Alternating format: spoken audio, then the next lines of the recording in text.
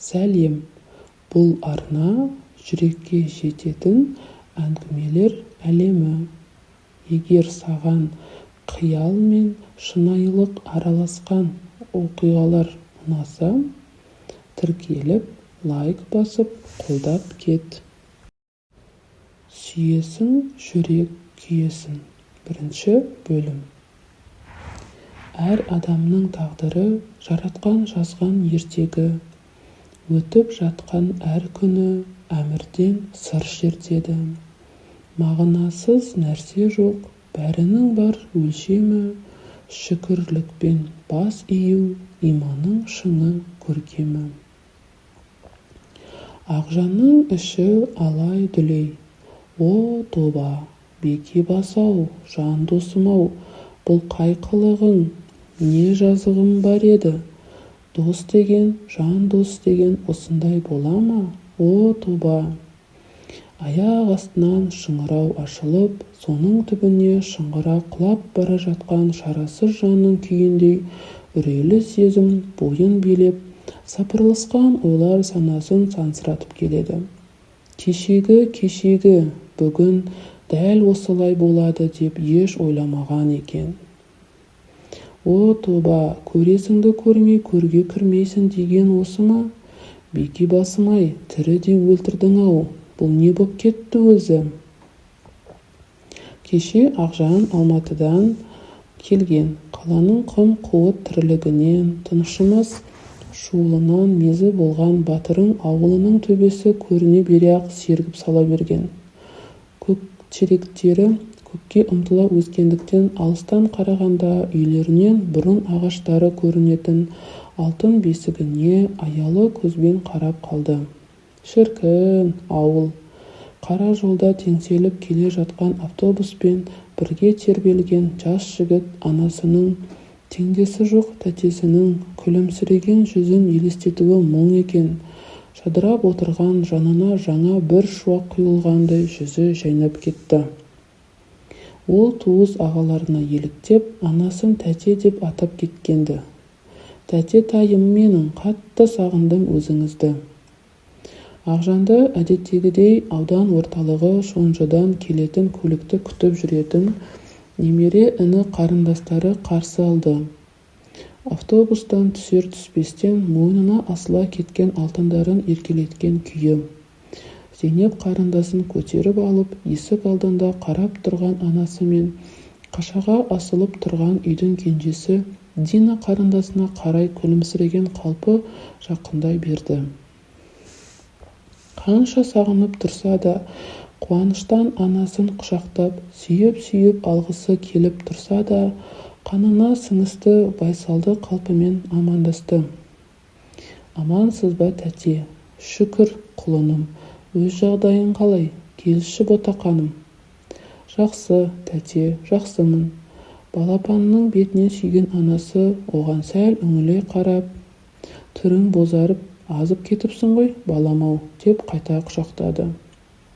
Қойыңызшы тәте, қайта қыздардың өзі қызыға қарайтындай әппақ болып емеспін бе? Әппағыңның жолы болсын. Жігіт адамның жүзі деген нарттай болып жанып тұрмай ма екен?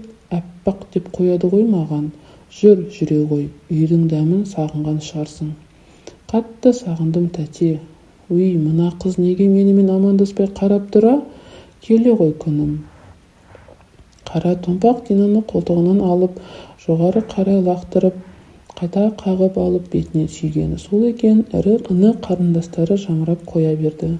Мені де лақтырыңызшы, Ақай аға, мені де. Балдырғандарды кезек-кезек аспанға атып, олардың сықылықтағанына мәз болып тұрған ұлына анасы араша түсті. Әй жіберіңдер болды. Ағаларың алдымен үйге кіріп, шай ішіп, тынығып алсын. Содан кейін де үлгересіңдер ойнап.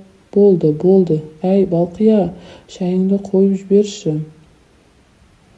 Үлкен үйдің алдынан салынған бір бөлмелік жаздық сарайдан самаурынын көтеріп шығып келе жатқан жеңгесімен сыпайы ғана жымиып амандасқан Ақжан үйге кіріп, іні қарындастарына қаладан әкелген базарлығын үлестірді. Демнің арасында дастархан жайылып шайды ішілді. Туған-туыстары мен көрші-қолаңның жай-күйін сұрастырған Ақжан әдетінше інілерінің күнделіктерін тексерген.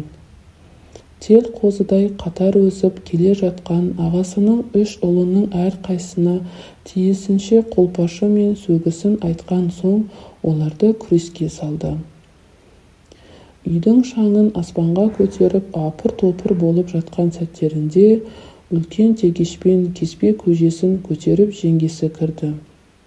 Мәре-сәре болған күйде тамақ ішіп бола берген кезде қойдың кезегі келіп, мал бағып кеткен ағасы Сайрау да келді. Бауырымен құшақтасып амандасқан Ақжан Алматы мен ондағы нағашылардың жаңалығын айтып, мұндағылар ауылдың жай-күйін баяндап, сүт пісіріп уақыттай отырды. Сонан соң ол тәтесінен рұқсат сұрап, досының үйіне қарай тартты. Көк бастауды тікесінен тік бөліп жататын орталық ұзын көшені бойлап келе жатқан балаң жігіт ерекше көтеріңкі көңіл күйде еді. Ол анасының аялы алақанын сезінгеніне, ағасының ыстық ықыласына бөленгеніне ырза еді. Жеңгесінің жылы қабағына іші жылып тұр еді. Іні қарындастарының кіршіксіз көңіліне, күміс күлкілеріне, алақайлап кеп асыла кеткен еркеліктеріне елжіреп тұр еді. Ол ауылдың ашық аспан, саумал самалына, айналайын ауылдың ақкөңіл аңқылдақ адамдарының пейіліне шексіз разы еді. Ол мына жалпақ әлем, жарық дүниеге риза еді. Өзінің дүниеге келгеніне, бар болғанына, бәріне риза еді. Енді міне, бүгінгі барлық қуанышынан да асып түсетін бір шаттыққа асығып келеді. Ол бала күндерінен бері араларынан қыл өтпеген досы Бекенмен, Бекебасымен жолығу үшін асығып келеді. Алда күтіп тұрған екеуінен басқа ешкім жоқ, түсіне алмас жарастықты, жан үндестігінің рахатына шомылу сәтін тезірек бастан өткеруге асығып келеді. Әрі алдын ала оны сезініп те келеді. Ол өзінің жандосын көруге, онымен қауышуға келе жатыр. Ол осы сөзді, жандос деген сөзді Бекебасынан басқа ешкімге бір түрлі қимайтын. Сол үшін іштей ыңғайсызданып, басқа достарынан қысылатын. Себебі ол дос деген сөздің жүгінің ауырлығы мен мәнінің тереңдігін жақсы білетін. Оған жандос деген сөз қасиет, мәңгілік, махаббат деген ұғымдармен мәндес, мағыналас сезілетін. Бекебасым не істеп жатыр екен? Қазір мені көргенде бір жасап қалатын болды-ау. Ой рахат-ай! Аяғы жерге бір тиіп, бір тимей, көңілі алып ұшқан Ақжан өзіне қарама-қарсы келе жатқан 3-4 әйел кісіні байқады. Артынша кіжіне айғайлаған жігіттердің дауыстарын да естіді. Тағы да ішіп алып, төбелесіп жатыр-ау. Әй, жолдарың болғырлар-ай! Әңгімелесіп келе жатқан әйелдердің дауысы түнгі ауада анық естілді. Жұмыстары жоқ болса да, араққа ақшаны қайдан табады осылар? Ішем деген адамға табылады ғой ол бәле. Әншейінде қара сабынның өзін қарызға бермейтін ана коммерсант-сымақтар да осы құрғырды еш қиналмастан қарызға бере береді. Таңғалам. Бәрін қойшы, ана Бекенге не жоқ, ондай қылық шығады деп еш ойламаған екенмін. Әй, Күләй-ай, оқушың болған соң айтып тұрсың ғой, әйтпесе ішіп алған адамда не ес қалушы еді. Сонда да көңіліме қатты тиді жаңағысы. Мен тегі басқадан күтсем де, Бекеннен ондай шығады деп ойламаған екенмін. Адам емес екен ғой. Досының аты естілгенде-ақ елең ете қалған Ақжан әңгіме барысынан келе жатқан кісілердің бірі сынып жетекшісі болғанын, апайлары Күләй тәтейі екенін және ол кісінің неге екені белгісіз Бекенге ренжіп келе жатқанын түсінді. әне-міне дегенше аралары да жақындап қалды. Ақжан бірінші болып тіл қатты. Сәлеметсіздер ме? Сәлеметпіз. Аманбысың қарғам? Ақжан, сен екенсің ғой. Қалың қалай? Қашан келдің? Жақсы көретін шәкіртін таңып, қуанып қалған Күләй апайы оның маңдайынан сүйді. Жақсы, тәтей, жақсы. Бүгін автобуспен келдім. Өздеріңіз қалайсыздар? Денсаулықтарыңыз жақсы ма? Жаңа ғана естіген сөздерінен көңіліне алаң кірген Ақжан асығыстау жауап берді. Тәтей, ана жүргендер кімдер? Бекен туралы бірдеңе айтып келе жаттыңыздар ғой. Оған не болды? Тез-тез сөйлеген Ақжан қобалжығанын білдіріп қойды. Адам емес екен ғой деген сөз басының ішінде ызыңдап тұрған ол, бұл сөз Бекенге емес өзіне айтылғандай, намыстан жарылардай булығып тұр еді. Апайы ренішін жасырмады. Ана жерде, ескі дүкеннің жанында, Бекен электрик шараспен байланысып жатыр екен. Өзі ішіп алыпты. Қоя қойыңдар күндерім деп ара түсіп едік, боқтағандай ғып бетімізді қайтарып жіберді. Айтарға сөз таба алмай налып келем. Ақжан ар жағын тыңдай алған жоқ. Жүрегі дүрсілдеп, бойына діріл енген ол, асығыс бұрыла бере, сау болыңыздар, кешіріңіздер, мен тезірек барайын, деді. Сөйте ғой, айналайын, жылдам баршы, бірдеңеге ұрынып жүрмесін. Апайының үнінде аздаған діріл барын байқаған Ақжан адымдай басып барып, жүгіре жөнелді. Бекен мас, қалайша, мүмкін емес. Шатастырып алды ма екен? Жоқ, ажыраттық деп тұр ғой. О, тоба, не болды саған беке басым менің, о, тоба. Аяғы жерге тимей екі өкпесін қолына алған ол, бір топ жігіт үйме-жүйме боп үйіріліп тұрған жерге лезде-ақ жетті. Жүгіріп келе жатып көргені Бекен жарастан алқымынан соғып сілкілеп жатыр екен. Ей, әкеңнің кеудең өсіп қалған екен-а? Мен сен сияқты сүмелектерді бар ғой, ей, әкеңнің. Бекен деймін, қойшы болды. Мен саған ештеңе дегем жоқ қой. Ей, әкеңнің, сен не, маған бірдеңе демексің бе? Ақжан өз көзіне өзі сенбесе де жүгіріп келген бойы араға түсті. Ол жетпей жатып-ақ Бекенге төнген еш қауіптің жоқ екенін бағамдап үлгерген. Бекен, Бекебас, не болды сендерге? Болды, қойыңдар жігіттер. Ақжан екеуін ажыратуға тырысып, жарастың жағасынан тас қып ұстап алған досының қолын жұлқылай тартты. Жарас бірден қолын түсіре қойып, арашаға дайын екенін білдірді. Бекеннің қоя берері түрі жоқ. Ақжан оның қолына жармасқан күйі сілкіп қалды. Бекеннің бір қолы ажырап кетті. Жоғал әрмен, деп Бекен мұны босаған қолымен итеріп кеп жіберді. Оу, Бекебас, мен ғой бұл, мен Ақжанмын, Бекебас. Ой, не танымай қалдың ба? Қоя бер болды. Араласпа, деп сүзіле қараған Бекеннің көзіндегі жат ызғарды көргенде Ақжан бір түрлі тіксініп абдырап қалды. Расында қатты қызу көрінеді, өңі өрт сөндіргендей, көздері қанталап, тістенгендіктен бетінің еті бүлтиіп, бедірейіп кетіпті. Қатты ашуланып кетіпті ғой. Жарас бір нәрсені бүлдірген болды ғой. Бекен әйтпесе бекерден бекер біреуге еш уақытта тиісіп көрген емес. Бірақ ішіп алғаны несі? О, тоба!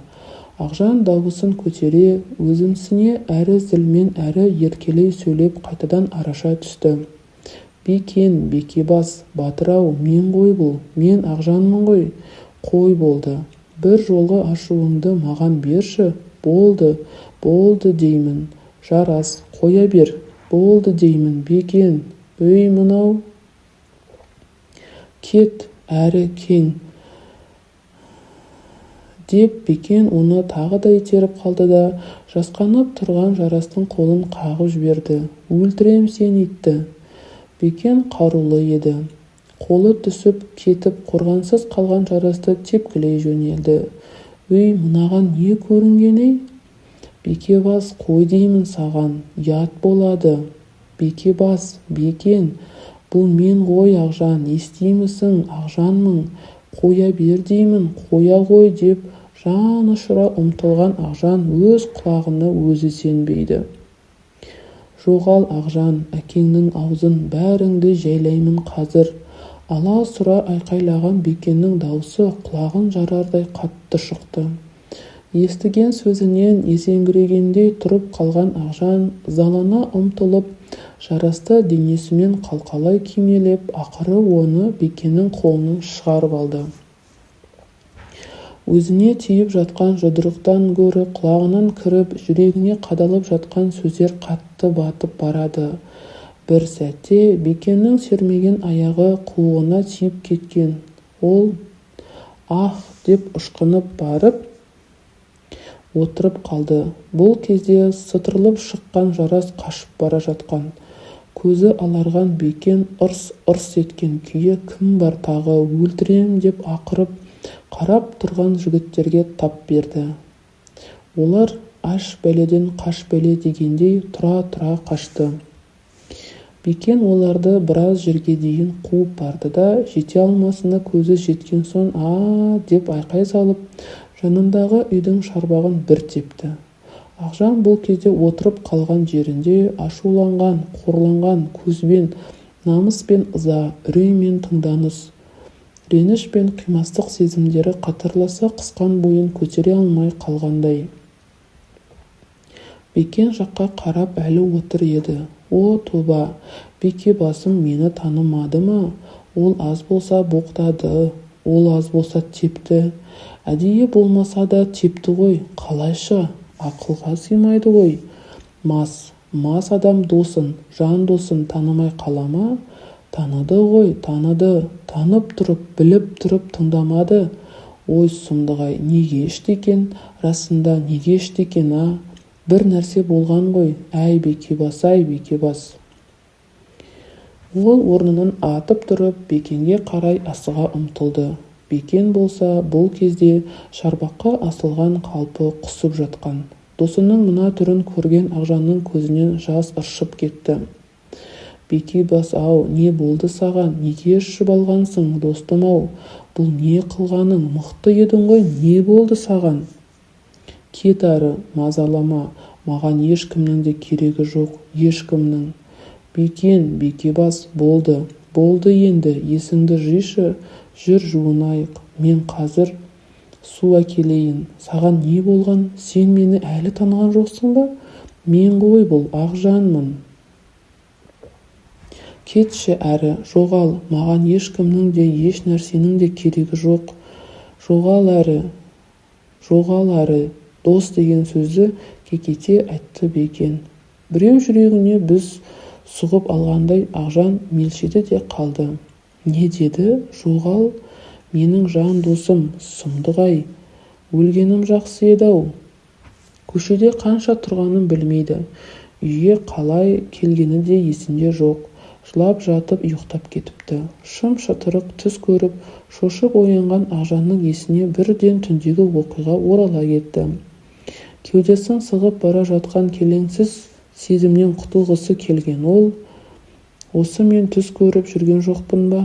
Қорқынышты түс» деген ойға жармасты. Жоқ, түс емес. «О, тоба, сонда бәрі шынымен болды ма? Мүмкін емес. Не боп кетті өзі?»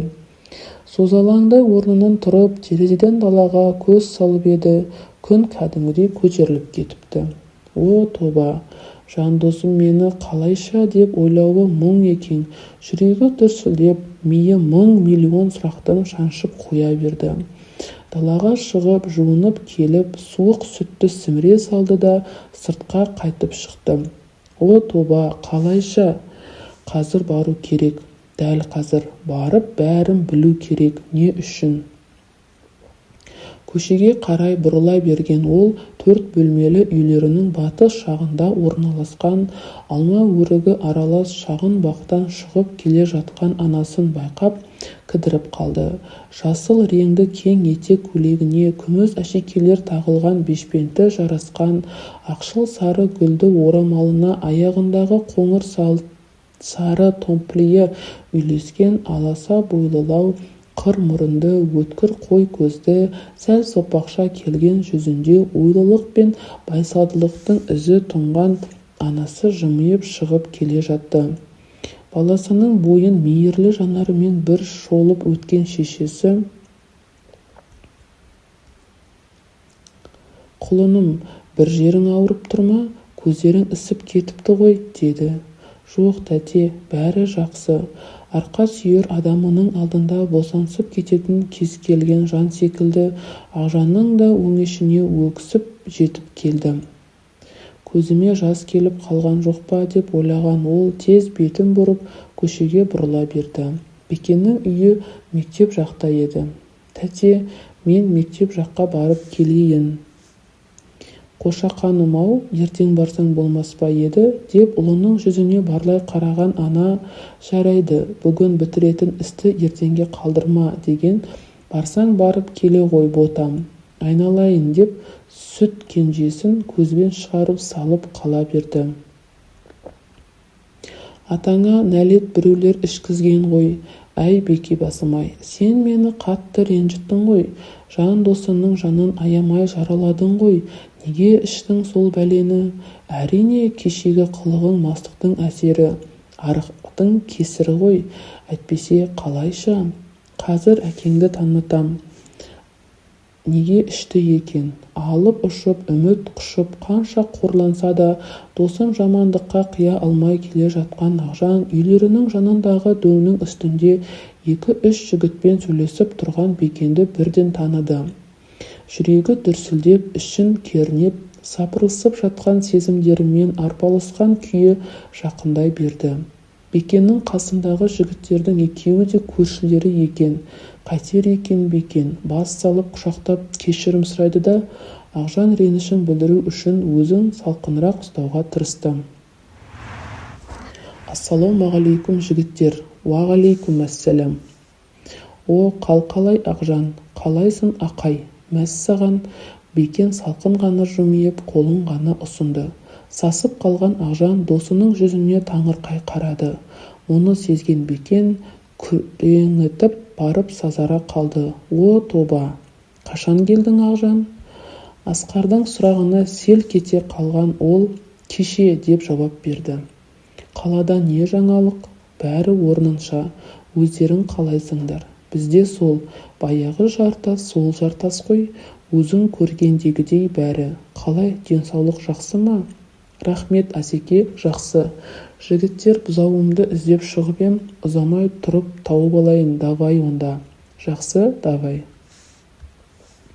Асқар мен Ырысбай бұлармен қоштасып өз жөндеріне кетті. Екі дос үн-түнсіз біраз тұрып қалды. Қысылып тұрған шығар, қазір үйге кіріп сөйлесерміз. «Ал жақсы, онда Ақай, менің де бір шаруаларым бар еді». Бекен көзін көтермеген қалпы қолын ұсынды. Бұндай сөзді күтпеген Ақжан оның бетіне аңтарыла қарады. Досының бозарып тұрған жүзінен жылылық емес, жүрек мұздатар салқындықты сезген ол амалсыз қолын созды. Сүлесоқ қана қол алысқан соң Бекен бұрылып үйіне қарай беттеді. «Жақсы Ақай, ренжіме, сөйлесеміз ғой тағы да, давай». Төбесінен суық су құйып жібергендей Ақжан тұрған орнында состиып тұрды да қалды. «О, тоба, түк болмағандай түрінің суығынай, жат біреу сияқты. Кешірім сұрайды екен десем, қой қайтайын досым, жан досым, о, тоба». Біраз тұрған ол екі иіні салбыраған күйі сүйретіле басып жүріп кетті. Қарсы алдынан жолыққан, амандасқан ауылдастарын көрген кезде күлімсірей амандасқанымен олардың кімдер екенін жөнді ажырата алмай келе жатқандай. Ажыратуға тырысып та жатқан жоқ. Жан дүниесін астан-кестен қылған кешегі масқарадан кейін досын бір шықпыртып тәубесіне келтірмек болып әрі жүрегіне жиналған запыраннан арылмақ болып барғанда маңдайы тасқа тигендей мәңгіріп қалған ол өң мен түстің арасында жүргендей күйде еді. Ол жанын сыздатқан суық сезімнен өткен күннің елестеріне қашып тығылуда. Сол елестерден жүрегіне жылу, бойына тағат тапқандай естанды халде еді. О, тобай, өңім бе, түсім бе, не жазығым бар? Мен оған өзімдей сенушем ғой? Жоқ, өзімнен артық сенушем, өзімнен артық көрушем ғой. Әй, Бекебасай, соның бәрі бекер болғаны ма? Деді. Әңгіменің жалғасы келесі бөлімде.